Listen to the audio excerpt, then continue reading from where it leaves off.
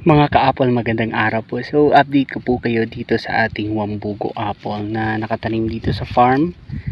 And ito po yung pinakita ko nung mga una na nag-flower na until nga nag-fruit.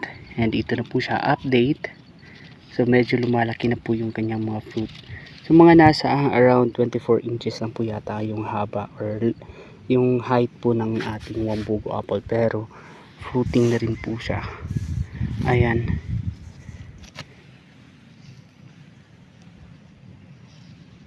Oh, ayan, 'di ba? So, itong variety na to, yung sabi ko is galing po ito ng Kenya. Tapos, pwede po siya kahit sa mga lowland areas na medyo mainit po yung klima. So, pwede pong mapatubo itong apple and then mamunga. Ayan. So, sobrang liit po nito pero